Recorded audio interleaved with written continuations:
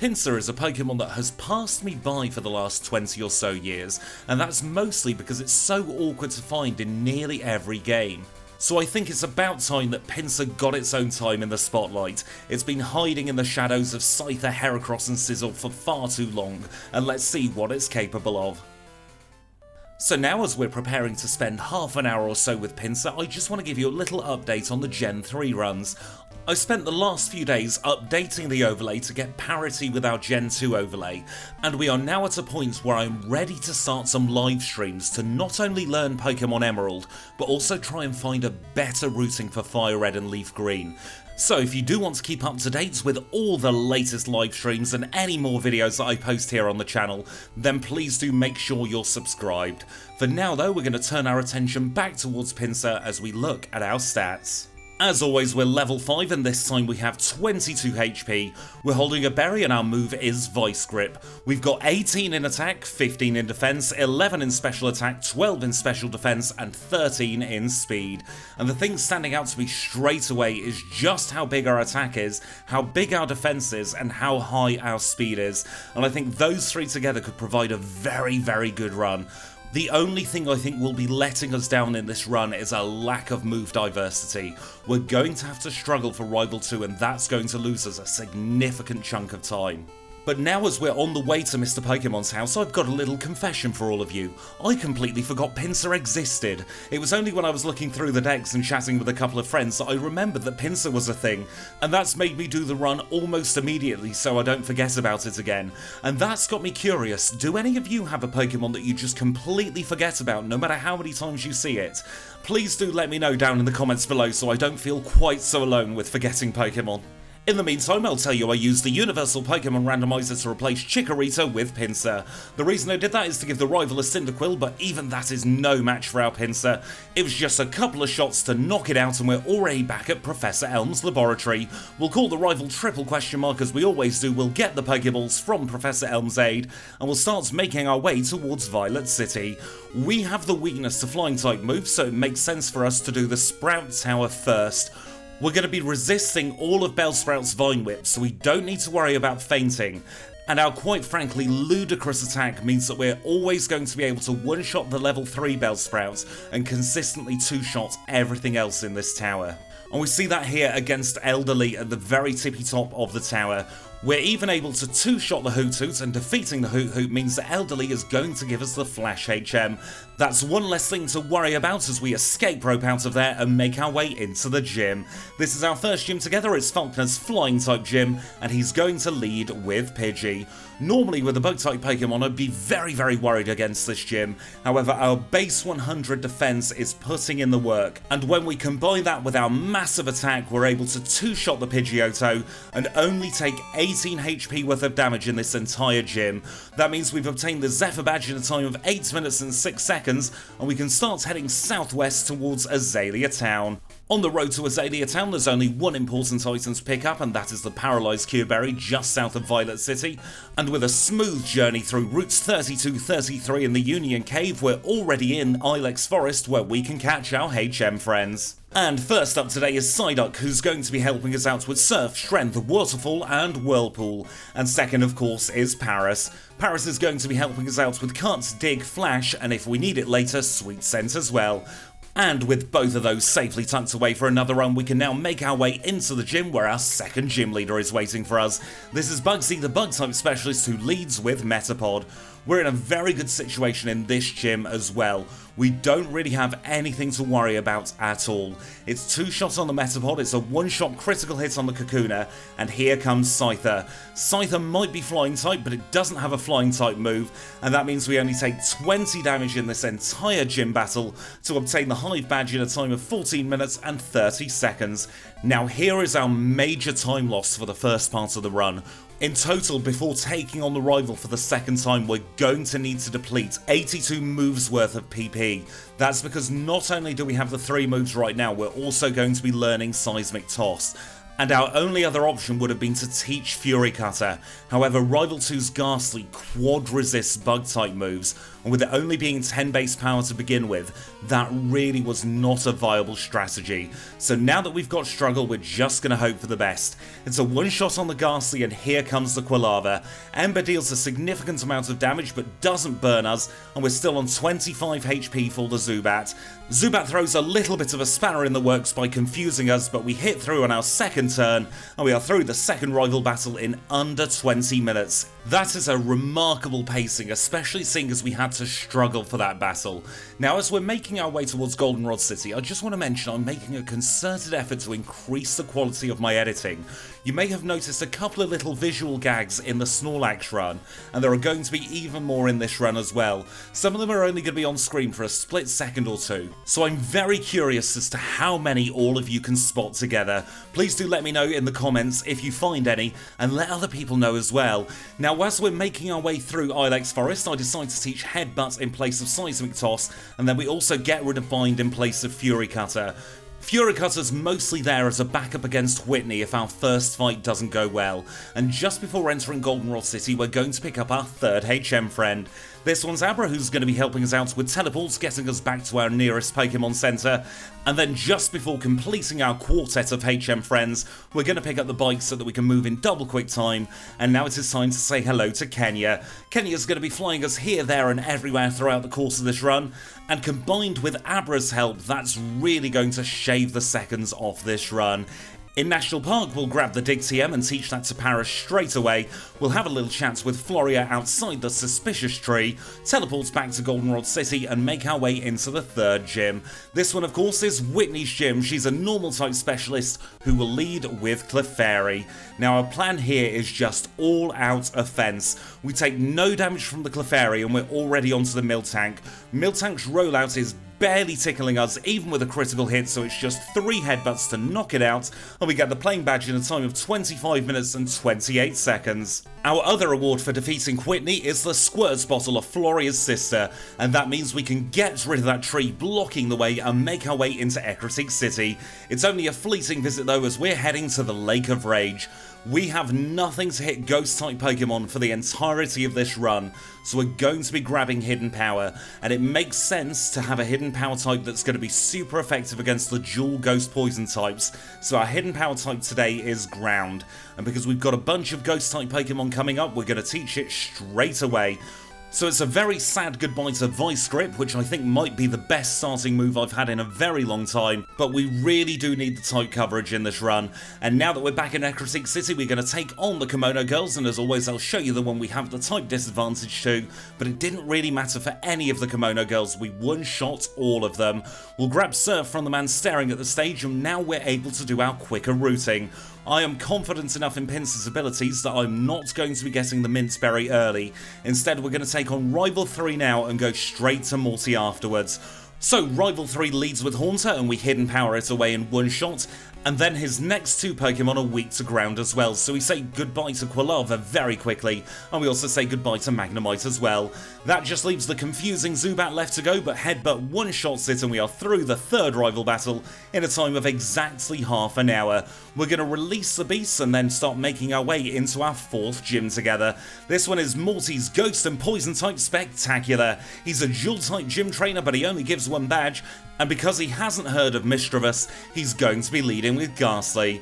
And I think it's safe to say that this might be one of the easiest Morty fights we've ever had. We're going to be one-hitting every single Pokemon that he has to offer us. And the reason for that is we already have an attack stat of over 100 in battle after just 3 badges. And completely obliterating Morty's team means we get the badge in a time of 31 minutes and 44 seconds. Let's now head west where life is peaceful, over towards Olivine City. The first thing we'll do is grab the Mint Berry just for a little bit of insurance against that pesky hypnotising Poliwrath that's coming up. We'll grab Strength from the man in the cafe, and then we'll start ascending the lighthouse. Before we reach the tippy top of the lighthouse, we've got a bunch of trainers to battle, and one of them is Gentleman Preston. It's against Gentleman Preston that we grow to level 31, and at level 31 we learn Guillotine. Guillotine's going to be replacing Fury Cutter, which was neither use nor ornament throughout all of this run, and while Guillotine may not be much better in itself, at least it's a one-hit knockout move, so in an absolute pinch we can just throw the dice and see if we get through a battle. And after chatting with Jazz at the top of the lighthouse, she sends us across the open seas to go and grab some secret potion. We're going to keep her waiting for a little bit though, because we have other bits and bobs we need to be getting on with. And the first of them is going to be battling Chuck. Before we do that though, we're going to very quickly replace focus energy with strength, and that's just because we were in the menu at the time healing up. I try and reduce the number of menuings throughout each run to save a little bit of time, but now it's time for Chuck, our 5th gym leader together, who led with an already fainted primate. Poliwrath comes out, we flinch it once with Headbutt, he goes for Mind Reader on turn 2, and we knock it out on turn 3 with another Headbutt. And that's the Storm Badge acquired in a time of 37 minutes and 9 seconds. Let's now chat with Chuck's wife to get the Fly HM, and we'll make our way back to the Lake of Rage. Because we taught strength earlier, it means we don't have to heal before the red Gyarados, and that's going to save us a teeny tiny bit of time. And the angry red Gyarados is no match whatsoever for our Pinsir. Its Leer fails and we knock it out in just 3 hits, and then we can have a chat with Lance the Liar with the Flyers. I can tell you that nothing of importance at all happened in the Mahogany Underground, so we'll skip to the end where we get the Whirlpool HM, and then we'll dig our way out and head into Mahogany Gym. And the Mahogany Gym is our 6th gym together. This is Pryce's very slippery Ice-type gym, and he's going to lead with Seal. Seal comes out and we throw a boulder that we picked up from Chuck's gym directly at the Seal and we knock it out in one shot, and so he sends out Dugong. Dugong's a 2-shot with strength as Aurora Beam deals a little bit of damage to us, and the final Pokemon is Piloswine. We keep on strengthening, we keep him just out of healing range, so that means it's 2 further hits to knock out the Piloswine, and we have earned the Glacier Badge in a very symmetrical 42 minutes and 24 seconds. And now with 6 gym badges acquired, we're going to do a little sweep of the Johto region to pick up some items that we might find handy. We'll get the rare candy south of the Sprout Tower, we'll head into the Slowpoke Well, and get ourselves a lovely King's Rock from a man stranded in a cave. After that, it's a quick trip south of Goldenrod to pick up a nugget and a rare candy, and then we're going to carry on heading south and battle the Ambush Sisters. Our reward for defeating all 3 of the Ambushing Sisters is going to be a Soft Sand, and Soft Sand will increase the power of our ground-type moves by 10%, so that will come in very handy for our next gym battle. Before we take on our next gym though, we're going to go to the top of the Goldenrod department store to grab the return TM, and then we need to reascend the lighthouse to give the secret potion to Jasmine. She runs away the second we give it to her, so we hotfoot it into her gym. So this is gym number 7, it's Jasmine's Steel-type gym, and she's going to lead with Magnemite. And poor Magnemite in this run, it's not looking good for it. It's a one-shot with hidden power that's 4 times super effective, and she sends out Steelix. We low roll on turn 1 against the Steelix and keep it out of healing range, and high roll on turn 2 to 2-shot it, and then we finish off her final Magnemite as well, and that gives us our 7th badge, the Mineral Badge, in a time of 45 minutes and 57 seconds. Now before heading back to Goldenrod City, it's time to say goodbye to Headbutt. It has served us well for many gyms, but Return's power has overtaken it now, and that combined with the King's Rock means we still have a chance to flinch. But now that we're in Goldenrod City, we're going to take on the rival for the 4th time. This time he's going to lead with Golbat. We use Strength against the Golbat and it's a 2-shot to knock it out, taking some damage from Wing Attack. Hidden Power is a 1-shot on the Quilava, and we're on to another Magnemite. Magnemite gets knocked out straight away, as does Haunter, and that just leaves Sneasel left to go. We swap to Strength for the Sneasel, we knock it out in 1 shot, and we are through the 4th rival battle in a time of 50 minutes and 14 seconds.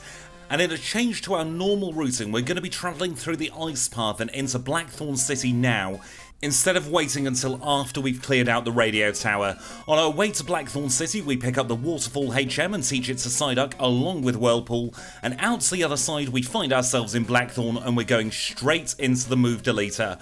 And the reason we're going here is to get rid of Strength. In just 1 level's time we're going to be learning Swords Dance, and I decided I wanted to remove Strength. Guillotine's still on the learn set as it could come in handy for certain parts of the Pokemon League, and it's at this point that Return is now more than capable of seeing us through the rest of this run. And now that we're back in Goldenrod's radio tower, we're going to beat up a Raticate and a Coughing, and we're going to grow to level 43. We learn Swords Dance in that empty move slot, we rescue the Director, and then we can reap the rewards. The first reward is going to be a pink boat from Marie that's going to give us a 10% boost to our normal type moves. We'll get the radio card at the same time so that we can get through the later part of Kanto. So now we'll teleport back to Blackthorn City and head straight into the gym. This is Claire's Dragon type gym, she's our 8th leader together, and Claire leads with Dragonair. All 3 Dragonair are just a mere formality in this particular battle. It's a one-shot on each and every one of them, so the only Pokemon we have to worry about is Kingdra. We get Kingdra deep into the yellow on turn 1, she declines to heal, and that means it's a simple 2-shot to acquire the Rising Badge in a time of 59 minutes and 15 seconds. And with that, we have all 8 Johtonian gym badges acquired. That means we can start our trek towards the Pokemon League. So it's surfing east from New Town across routes 26 and 27 into Victory Road, and because we cannot learn Earthquake, there's only one thing we need to do here, and that is take care of the rival once and for all. This is our 5th and final rival battle together, and he's going to lead with Sneasel. Sneasel's a bad choice for the rival though, as we knock it out in one shot, and out comes Golbat. Golbat's another one hit with Return, and the next Pokemon is Typhlosion. We swap to Earthquake from Wish for the Typhlosion, we keep on using it against the Magneton, and because he sends out Haunter next, we might as well carry on using it against that as well. His final Pokemon is a Kadabra, we knock it out in one hit with Return, and we have defeated the rival once and for all, and that means we can head into the Indigo Plateau. The first thing we'll do is heal up whether we need it or not, and now it's time to say thank you to the HM friends. So it's a big thank you to Kenya, to Abra, to Psyduck, and merci to Paris. You will get yourselves some well-deserved rest for the next 5 to 10 minutes or so as Pinsir takes on the Pokemon League. And now let's take a look at our stats going into the league. We are level 49 with 146 HP. We're holding the pink bow and our moves are Return, Guillotine, Swords Dance and Hidden Power Ground. We've got 161 in attack, 138 in defense, 94 in special attack, 109 in special defense and 122 in speed. Do remember though, the badges we've already acquired will boost some of those stats. And now we're ready to take on our first league member. This is Will, the Psychic type specialist who led with a Xatu that's already fainted to a critical hit return. He sends out Xatu number 2 and we don't need a critical hit against that one. Slowbro comes out next and we start to Swords Dance as it sets up. We set up a pair of Swords Dance and then swap back to Return and easily take care of it in one hit. The next Pokemon is Executor, and because we're set up it's another one shot. The final Pokemon is Jinx, she stands no chance whatsoever, and we're through Will in a time of 1 hour, 5 minutes and 16 seconds. The second league member is Koga, the poison type specialist who leads with Ariados. We start off with a Return against the Ariados and knock it out in one shot, so he sends out a Venomoth. Venomoth isn't bulky enough to survive either, so he tries once again with Crobat. We knock off over half of Crobat's health in one turn and knock it out on the second turn, and here comes Fortress. I decide to get a little bit cocky at this point and go for Guillotine. Because of the old sunk cost fallacy, I try it 5 times before eventually knocking it out. And the final Pokemon is Muck. We use Hidden Power against the Muck to take it deep into the red. He minimalizes, but we still hit. And that means we've defeated Koga in a time of 1 hour, 6 minutes and 6 seconds. Up next is Bruno, the fighting type specialist who leads with old spinny legs. And our plan for Bruno is to just set up, then sweep. We get 3 Swords Dances set up and then we swap to Return. Return's a one-shot against Spinny Legs and it's also a one-shot against Captain Boxing Gloves. He sends out Onyx next and we carry on Return and it's another one-shot. Machamp doesn't get a chance to use an illegal Rock Slide against us as we outspeed and one-hit that. The final Pokemon is Legs, the Hitmonlee, that stands no chance either, and we are through Bruno in a time of 1 hour, 6 minutes and 50 seconds. The final league member is Karen, the Dark-type specialist who leads with Umbreon. Guillotine hits first turn and we one-shot it so we're not getting sand attacked. Houndoom comes out to play next and a critical hit Hidden Power makes light work of it. Her third choice is Vileplume, whose Stun Spore misses, and that means we're not getting paralysed either, and that means we've only got 2 Pokemon left to go. Gengar's weak to Hidden Power Ground, so we knock it out in one shot, and Murkrow is very frail, so we knock that out as well, and we are through the Elite Four in a time of 1 hour, 7 minutes and 32 seconds. And now there's only one thing between us and the Hall of Fame. It's Lance, the liar with the Flyers, who leads with Gyarados. And the game plan here is to set up and sweep once more. We set up a couple of Swords Dances against the Gyarados, and then we get to work. We one-shot Gyarados with Return, and here comes Aerodactyl. Even Aerodactyl's resistance to return isn't enough to save it. Charizard stands no chance, and now we've just got 3 Dragonite left to go. He goes for the big one at level 50 straight off the bat, and because we one-shot that, we know it's going to be simple against the 2 level 47s. We have no problems at all at Lance, and we defeat him in a time of 1 hour, 8 minutes and 29 seconds. And that means we have our final league time of 1 hour, 8 minutes and 45 seconds. That puts us in 13th place at the moment going through the league. But that could all still change. There's another 8 gyms and the red fight left to come, so don't you dare go anywhere. Kanto is next. And we are back outside our home in Newbark Town, where it all began, where Professor Elm has a phone call for us.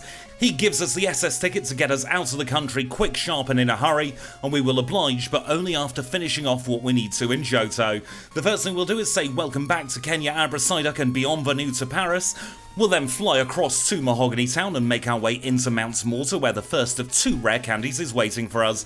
We'll dig out of there, fly across to Olivine City, dip our head in the Pokémon Center, and surf south to the Whirl Islands, where the second and final rare candy in Johto is waiting for us.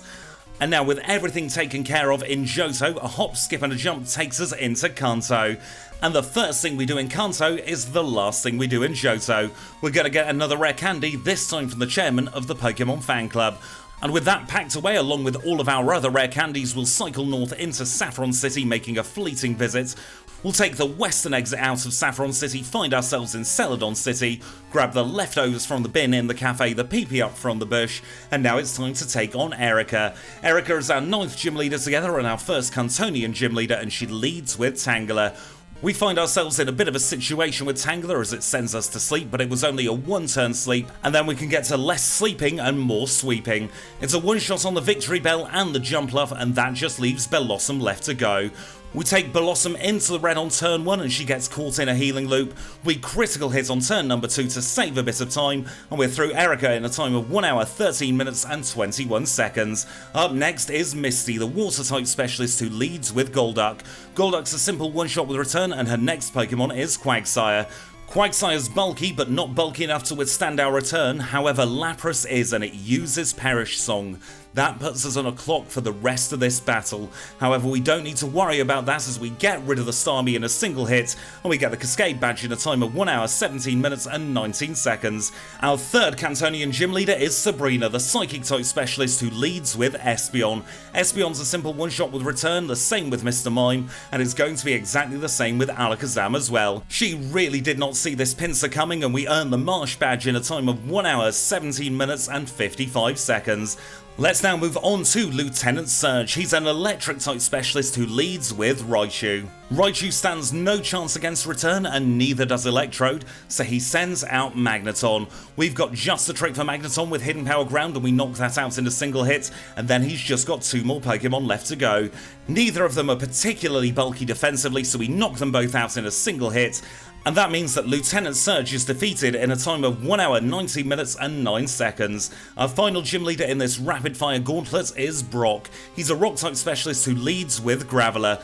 Graveler has rollouts, but because of our huge base 100 defense, we're able to set up a Swords Dance and then we'll sweep through his entire team. The combination of a normal type move and a ground type move is incredibly overpowered in Generation 2. In fact, the only Pokemon where you cannot deal at least neutral damage against it in this routing is Aerodactyl, and we're already through that, so the rest of the game is very easy.